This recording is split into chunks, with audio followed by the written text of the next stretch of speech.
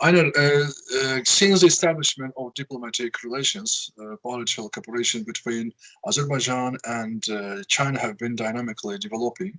Each of the countries is interested in continuing and deepening bilateral cooperation because the interests of Azerbaijan and China in many respects coincide, especially with regard to the One Belt, One Route initiative.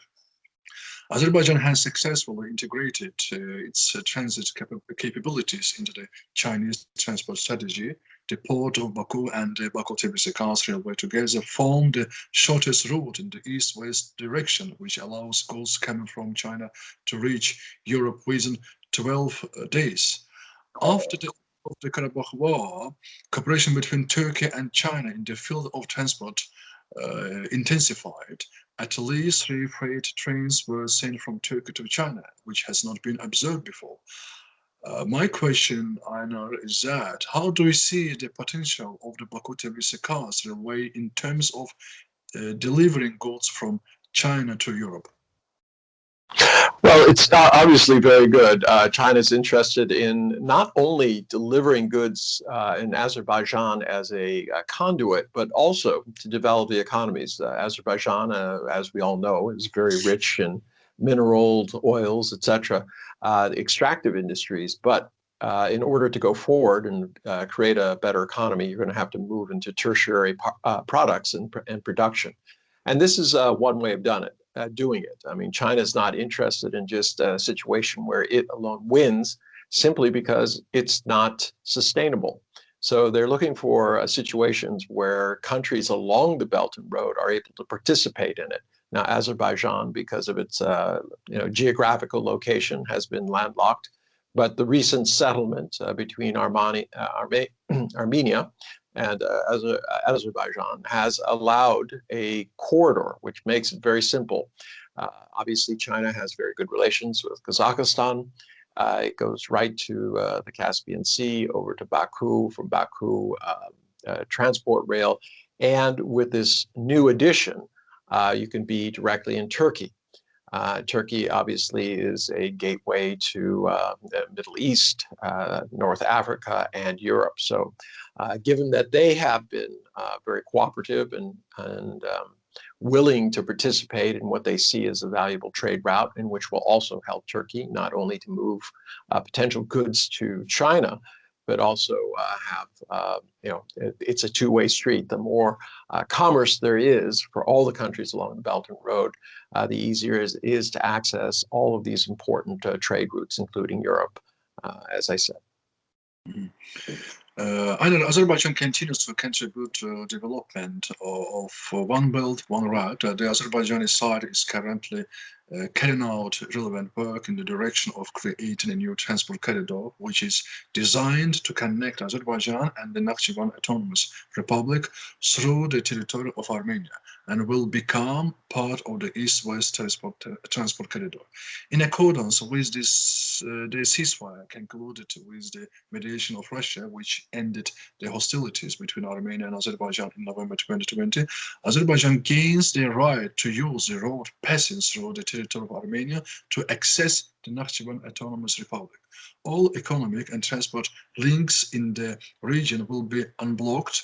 Armenia, according to this agreement, guarantees the safety of transport links between the western regions of Azerbaijan and the Nakhchivan Autonomous Republic in order to organize the unhindered movement of citizens, vehicles, and goods in both directions. The launch of a new transport corridor can turn the Trans-Caspian international transport route into a priority vector for China's transportation of goods to Europe in the context of One Belt, One Road, and provide Beijing with a second South Caucasus route to Europe through southern Armenia, Nakhchivan, Turkey. And since control over transport communications will be carried out by Russian border guards, this will provide additional protection for Chinese goods destined for European consumers. Do you think this new transport corridor, Einar, can become one of the elements of the transport system of China's Belt and Road Initiative? Can this corridor contribute to the development of the Chinese initiative? Well, yes, as I was saying before, I mean, it's not all about moving goods in and out of China. China is a huge market and it represents a lot of opportunities, not only for Azerbaijan, but Armenia as well. They'll be part of that corridor. Hopefully, they'll have access to it. And this will help, hopefully, promote regional stability as a shared asset like that can, which is good for all is going to hopefully continue the peace that has been brokered to date. But as I said, putting this in the global context, China, Kazakhstan, Azerbaijan, and then right into Turkey provides an alternate route. Obviously, the Russians are involved. The Russians also provide a route through the Trans-Siberian. But I think it behooves everybody to not think of these things as just highways that are benefiting Beijing. Beijing really believes that these can only be sustainable if countries along the Belt and Road are profiting from it. Now, obviously, Chinese wages in China are going up, and there are opportunities to move other industries into outlying areas, especially those who want to trade, use labor dividends in order to create competitive products that can go both to Europe, Africa, Middle East, Asia. Because remember, China is not the only destination. From China, there are mature links to all of the Southeast Asian nations. So when you start looking at it on a geopolitical level, I think China is really concentrating on creating an economic bloc of shared interest using the Belt and Road and the physical infrastructure which they are putting in place or countries are putting in place themselves to promote that. So yes, it can be a very, very viable corridor. You have a very able ambassador here in China, and I know that he's been working to make this a reality. And as I said, not just for Azerbaijan's, what can be extracted from it, but also how Azerbaijan can build. Obviously, it'll be a great conduit for tourism, which is one of the things my understanding is one of the areas that your country is most interested in.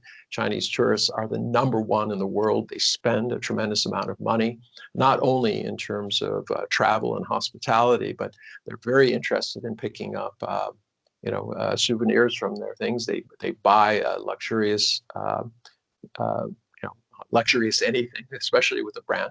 But that represents an opportunity, places like Azerbaijan, which has a long history of producing high quality things. These are unique to your area, and there would be of interest, as I said, to Chinese tourists. And once the conduit is there, it's not limited to Chinese tourists from Southeast Asia, et cetera. As people become more familiar, especially in the East, with everything that Azerbaijan has, I'm sure it'll be an important tourist destination. It's always been slanted much more towards Europe, and now this is an opportunity to open up to a whole new sector. But Einar, the transport and logistics capabilities of the South Caucasus are not fully used by China. In your opinion, what factors could enhance the integration of China into the transport system of the South Caucasus? Quite frankly, it's a question of cost and time. If they can do that. Now, remember, these facilities are being built, but it is not directed by China who uses them. What happens is that any private shippers, whoever is doing it, they're going to assign where they want their goods shipped. And as I said, it just comes down to money and time. So if a competitive product can be arranged, you're part of TIR, and that means that if you pack a container in an approved facility, a shipping facility, TRI shipping facility in either Europe, Africa, wherever, or China, it can go through all of these zones without having to be opened, without being taxed, inspected, and then it shows up on the other end at another TIR facility where everything can be verified. If there are taxes paid, then it's paid at that point. So it really does benefit everybody. And the question, as I said, is always going to come back to competitiveness. Mm. The last question, Einar.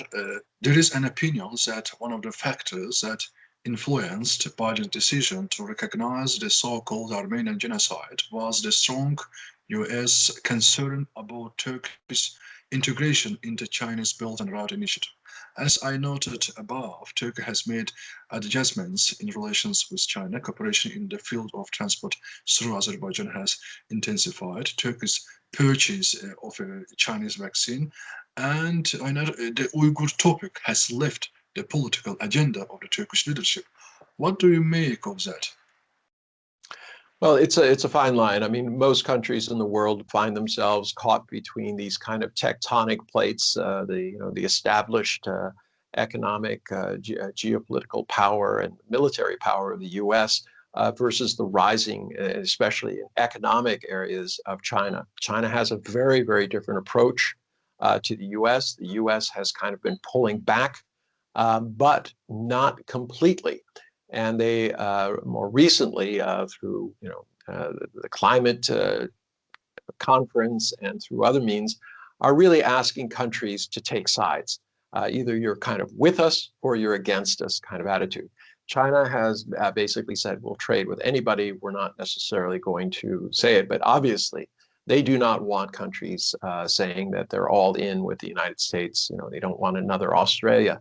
But I think trade is what people are most interested in, especially in the Caucasus and the stands and things like this. They want to have, access not only to markets, but also to have a more balanced growth within their respective areas. Now, what is going to happen between the U.S.? Yes, they have been pushing Turkey. This has consequences along. They're not happy with the S-400 missile system that Russia is providing.